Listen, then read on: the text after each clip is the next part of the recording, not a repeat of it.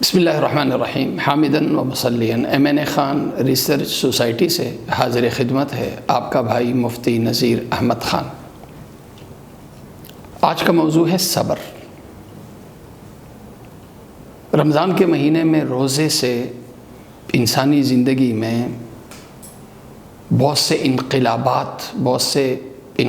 برپا ہوتے ہیں۔ ان میں سے ایک بڑا انقلاب یہ ہے کہ روزے دار کے اندر صبر کی پاور پیدا کرتا ہے۔ صبر کے معنی ہے کنٹرولنگ پاور، فیسنگ پاور۔ صبر یعنی کنٹرولنگ پاور انسانی ضرورت ہے، انسان کی ایسی ضرورت ہے جیسے گاڑی کی ضرورت بریک ہے۔ مہنگی گاڑی ہو لیکن اگر اس میں بریک نہیں ہے تو وہ گاڑی بیکار ہے۔ انسان کے پاس سب کچھ ہو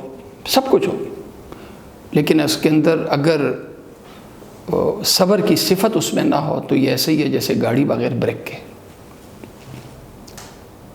صبر انسان کی ضرورت بھی ہے اور انسان کی فضیلت اور عظمت کی سیڑھی بھی ہے۔ حضرت یوسف سلام علیہ کے واقعے کا حوالہ دوں گا کہ تکلیف کی کھائی سے تاج و تخت تک رسائی کا سبب حضرت یوسف سلام علیہ دو باتوں کو بتاتے ہیں۔ من یصبر ویتقی فإن اللہ لا یضیع اجر المحسنین۔ جس شخص نے اپنے اندر صبر پیدا کیا اور تقوی پیدا کیا، ایسے شخص کی زندگی تکلیف سے تو دوچار ہو سکتی ہے لیکن تکلیف کے باوجود اسے اس کی چاہت کے مطابق اللہ دنیا میں اور آخرت میں منزل دے دیتا ہے۔ جیسے حضرت یوسف سلام علیہ کو تنہا تھے، اکیلے تھے، کچھ نہیں تھا پاس، لیکن صبر تھا، تقوی تھا، اللہ نے منزل دے دی۔ اب صبر جیسے میں نے عرض کیا کہ یہ بریکنگ پاور ہے، کنٹرولنگ پاور ہے۔ انسان جیسے گاڑی ہے سپیڈ میں ہو تو سپیڈ میں جب گاڑی ہوتی ہے تو اگر اس میں بریک نہ ہو تو گاڑی چلانے والے کو یا وہ گاڑی بغیر بریک کے جو ہے وہ ظاہر ایکسیڈنٹ ہوگا، بہت بڑا نقصان ہوگا۔ اسی طرح انسان اپنی زندگی میں دو موقعوں پہ غلطی کرتا ہے، انتہائی جذبات میں اور انتہائی خواہش میں۔ خواہش جب انتہا پہ ہوتی ہے تو انسان سے زنا ہو جاتا ہے، بدکاری ہو جاتی ہے۔ جذبات جب انتہا پہ جاتے ہیں تو انسان سے قتل ہو جاتا ہے، جرائم ہو جاتے ہیں۔ اب میں اپنی عملی سرگرمیوں میں جب انتہا پہ جاؤں، جب میرے جذبات انتہا پہ جائیں، جب میری خواہشات انتہا پہ جائیں تو میرے پاس ایک کنٹرولنگ پاور ہو کہ میں ان کو کنٹرول کر سکوں۔ اس وقت میں آپے سے باہر نہ ہو جاؤں، میں آؤٹ آف کنٹرول نہ ہو جاؤں۔ اس کے لیے ضروری ہے کہ مجھ میں ایک طاقت ہو، وہ ہے صبر۔ جیسے ایک ہوتا ہے نا جسمانی طور پر کمانڈو، اسی طرح ایک روحانی کمانڈو ہوتا ہے۔ اب یہ جو کنٹرولنگ پاور ہے، اخلاقیات اور انسانی زندگی، انسان کی اصلاح پہ کام کرنے والے جتنے مذاہب ہیں، ان سب نے ٹارگٹ نفس کو کیا ہے کہ یہ نفس ہی ہے کہ جو انسان کو جذبات اور خواہشات کی انتہا پہ لے کے جاتا ہے اور وہی انسان انتہائی بڑا نقصان کر دیتا ہے۔ لہذا انسان کے نفس کو کنٹرول کرنے کے لیے انہوں نے کہا کنٹرول کرنے کا یہ کہ نفس دشمن ہے۔ لہذا جب نفس دشمن ہے تو نفس کو انہوں نے نفس کش مجاہدات پہ وہ زور دیتے ہیں۔ ہندو مذہب بھی زور دیتا ہے، عیسائی مذہب بھی زور دیتا ہے، یہ مذاہب زور دیتے ہیں۔ اسی لیے ہمیں ان مذاہب میں بڑی بڑی ریاضتیں ملتی ہیں۔ مثلا ہندو مذہب میں جیسے گوشت نہیں کھانا، سبزیوں پہ ہی گزارا کرنا اور انتہائی مشقت والی ریاضتیں کرنا۔ عیسائی مذہب میں جیسے شادی نہیں کرنا، جنگلوں بیابانوں میں جا کے پتوں پہ گزارا کر کے اور بغیر بستر اور گھر کے رہنا، یہ کیا ہے؟ نفس کو اذیت دینا ہے، نفس کو تکلیف دینا ہے تاکہ نفس قابو میں ہو۔ تو یہ جتنی ریاضتیں ہیں انسان میں صبر پیدا کرنے کے لیے، نفس کو قابو میں رکھنے کے لیے، نفس کو کنٹرول میں رکھنے کے لیے، انہوں نے نفس کش مجاہدات اور نفس کش ریاضتیں ایجاد کی ہیں۔ لیکن ہمارا دین اسلام نفس کو تابع کرنے کی بات کرتا ہے، نفس کو قتل کرنے یا اسے ختم کرنے کی بات نہیں کرتا۔ ہمارا دین کہتا ہے کہ یہ نفسانی خواہش، نفس اور نفسانی خواہش بری نہیں ہے، اس کو دین کے تابع کرنے کی ضرورت ہے۔ لہٰذا جب ضرورت ہے تو نفس کو ہم نے مارنا نہیں ہے بلکہ نفس کو تابع کرنا ہے، اور نفس کو تابع ہم نے ایسی کرنا ہے کہ اس کے لیے ضرورت ہے تربیت کی، اور یہ تربیت اذیت والی ریاضتوں کے ذریعے نہیں بلکہ محبت سے بھرپور اعمال کے ذریعے۔ اب انہی میں سے ایک بڑا عمل جو اللہ کے نبی صلی اللہ علیہ وسلم نے، حضرت سلمان فارسی رضی اللہ عنہ کی روایت ہے، سنن بہقی میں ہے کہ اللہ کے نبی صلی اللہ علیہ وسلم نے فرمایا وَهُوَ شَهْرُ الصَّبْرِ وَالصَّبْرُ ثَوَابُهُ الْجَنَّةُ۔ رمضان کے مہینے کے روزے، اس سے انسان میں صبر پیدا ہوتا ہے، اور صبر کا صلہ کیا ہے؟ جنت ہے۔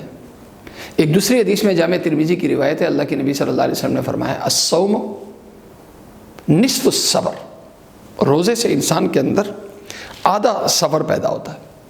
ظاہر ہے کہ انسان کے اندر صبر پیدا ہوا، کنٹرولنگ پاور پیدا ہوئی، تو اسی روزے سے جب صبر پیدا ہوا تو صبر سرچشمہ ہے تمام خوبیوں کا۔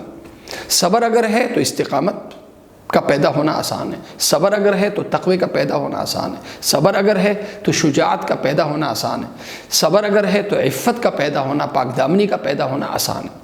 اب صبر کو پیدا کیسے کریں؟ فرمایا سب سے بڑا ذریعہ روزہ ہے۔ صبر کیسے؟ صبر یہ ہے کہ میں اپنے آپ کو کنٹرول میں کروں، میری جو خواہش اندر سے اٹھی تو میں اس کو کنٹرول میں کروں۔ پورے مہینے کا کورس ہے، اندر سے بھوک پریشان کر رہی ہے، میں بھوک کو کنٹرول میں کروں، اندر سے پیاس پریشان کر رہی ہے، میں پیاس کو کنٹرول میں کروں، اندر سے ایک شرمگاہ پریشان کر رہی ہے لیکن میں شرمگاہ کو کنٹرول کر رہا ہوں۔ جسم کے جو اعضاء ہیں، آنکھ، کان، یہ اس میں خواہش کے لیے، غلط چیزوں کے دیکھنے کے لیے، سننے کے لیے، غلط چیزوں میں دماغ لگانے کے لیے میں یہ جو سارے دروازے ہیں یہ میں بند کر دوں، پابندی لگا دوں کہ میں نے نفس اور نفسانی خواہش کی نہیں سننی، میں نے اللہ کی سننی ہے۔ دن کو معمولات یہ، اور رات قیام اللیل کی صورت میں نیند کو کم کرنا، رات کے آرام کو کم کرنا تراویح کی صورت میں، یہ کنٹرول ہے۔ نفسانی خواہش پوری کر کے صبر پیدا نہیں کیا جاتا۔ نفس کو بھوکا رکھ کے پورے مہینے، نفس کو پیاسا رکھ کے، نفس کے آرام اور نیند کو کم رکھ کے پورے مہینے جب یہ سلسلہ چلتا ہے تو انسان کے اندر ایک صفت پیدا ہوتی ہے، وہ بڑی صفت، وہ ہے صبر۔ اور یہ جو صبر پیدا ہوتا ہے یہ کوئی بڑی ریاضتوں کے ذریعے نہیں، اپنے کھانے پینے کے معمولات میں چینجنگ لا کے۔ اب وہی 3 کھانے جو عام دنوں میں ہم کھاتے ہیں وہی کھانے ہم رمضان میں کھاتے ہیں۔ مثلا ناشتہ ہم فجر کے بعد کرتے ہیں، رمضان میں فجر سے پہلے ہو جاتا ہے ناشتہ، جس کو ہم سحری کہتے ہیں، اور دوپہر کا کھانا ہم زور 2 بجے 3 بجے کھاتے ہیں، اب یہ عصر کے آخر تک ہم لے جاتے ہیں جس کو ہم افطار کہتے ہیں، اور عشاء کا کھانا ہم تراویح کے بعد کھاتے ہیں۔ تو کون سا اپنے آپ کو بھوکا رکھ رہے ہیں؟ بس یہ ہے کہ کھانے کے معمولات میں ہم تبدیلی لا رہے ہیں۔ یہ کھانے کے معمولات میں جو تبدیلی ہے یہ نفس پہ بوجھ ہے، نفس پہ بوجھ ہے، لیکن یہی بوجھ یہ میرا علاج ہے۔ لہذا جیسے ڈائٹنگ ہے، ڈائٹنگ بھی تو ایک تکلیف کا نام ہے، لیکن لوگ ڈائٹنگ شوق سے کرتے ہیں کیونکہ وہ ڈائٹنگ کے ذریعے اس کے اندر اپنی صحت دیکھتے ہیں۔ لوگ آپریشن کے لیے، خطرناک آپریشن کے لیے تیار ہو جاتے ہیں، لاکھوں دے کے خطرناک آپریشن کے لیے تیار ہو جاتے ہیں۔ کیوں؟ اس لیے کہ آپریشن والی اذیت کے پیچھے وہ اپنی صحت دیکھتے ہیں، اپنی زندگی دیکھتے ہیں۔ تو اسی طرح روزے کے ذریعے سے میرے اور آپ کی زندگی میں ایک انقلاب برپا ہو رہا ہے، ایک انقلاب برپا ہونے جا رہا ہے۔ میرے اور آپ کے اندر ایک بڑی صفت اس کے ذریعے سے پیدا ہوتی ہے جس کو صبر کہتے ہیں، جس کو کنٹرولنگ پاور اور فیسنگ پاور کہتے ہیں۔ لہذا ہم روزہ رکھیں تو روزے کو بوجھ بنا کے نہیں بلکہ روزے کو اپنا روحانی اور جسمانی علاج سمجھ کے، اپنا روحانی بھی اور جسمانی علاج سمجھ کے انشاءاللہ جب ارکان باطنہ اور ارکان ظاہرہ، کیا مطلب؟ یعنی کھانے پینے اور یعنی منہ پہ بھی پابندی، شرمگاہ پہ بھی پابندی، ان پابندیوں کے ساتھ ساتھ ہم کان کے استعمال، کان پہ بھی پابندی ہو، آنکھ پہ بھی پابندی ہو، دل و دماغ پہ بھی پابندی ہو کہ یہ جو خواہشات کی طرف نکلنے والے دروازے یا راستے ہیں، ان راستوں سے کوئی غلط حرکت، ان راستوں پہ چلتے ہوئے یا ان دروازوں سے کوئی غلط کام نہ ہو جائے، کوئی غلط کام سرزد نہ ہو جائے، اس کے لیے ہم نے احتیاط کے ساتھ اپنا رمضان کا مہینہ گزارنا ہے۔